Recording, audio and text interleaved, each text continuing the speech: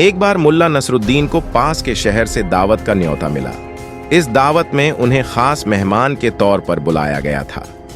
मुल्ला वैसे भी खाने पीने के शौकीन इंसान थे, इसलिए बिना सोचे समझे न्योता स्वीकार कर लिया। मुल्ला ने रोज पहनने वाले कपड़े पहने और दावत के लिए घर से निकल गए। सफर के दौरान उनके कपड़े धूल मिट्टी से गंदे हो गए। जब वे दावत के लिए पहुंचे तो घर के बाहर पहरा दे रहे दरबान ने उन्हें अंदर जाने से रोक दिया।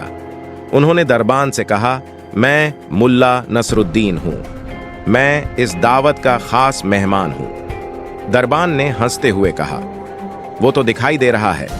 फिर दरबान ने धीरे से मुल्ला के कान में कहा, अगर तुम दावत के लिए आए मुल्ला नसरुद्दीन हो तो मैं खलीफा हूं। यह सुनकर उसके साथ खड़े अन्य दरबान जोर जोर से हंसने लगे। फिर दरबान ने उन्हें वहां से जाने के लिए कहा और दोबारा आने से मना कर दिया। मुल्ला नसरुद्दीन कुछ सोचते हुए वहां से चले गए। जिस शहर में दावत थी उसी के पास मुल्ला का एक मित्र रहा करता था। वह अपने मित्र के घर चले गए। मुल्ला नसरुद्दीन अपने मित्र से मिलकर खुश हुए। थोड़ी देर बाद उन्होंने सारी बातें अपने मित्र को बताई।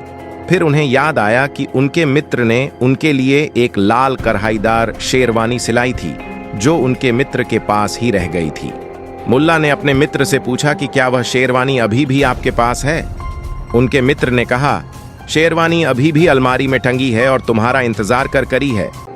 मित्र ने शेरवानी मुल्ला नसरुद्दीन को दे दी। मुल्ला ने मित्र का शुक्रिया किया और कुछ देर बाद शेरवानी पहनकर दावत के लिए निकल गए। इस बार जब दरवाजे पर पहुंचे तो दरबान ने उन्हें सलाम किया और बाइज्जत दावत खाने तक ले गया। दावत में अनेक लजीज पकवान बने थे जिनकी खुशबू हर तरफ फैल रही थी। मुल्ला के स्वागत में बड़े बड़े लोग खड़े थे। फिर मुल्ला को खास मेहमान की कुर्सी पर बैठाया गया। उनके बैठने के बाद ही बाकी सभी मेहमान बैठे। सभी की नजर मुल्ला पर ही थी। मुल्ला को खाने में सबसे पहले शोरबा परोसा गया।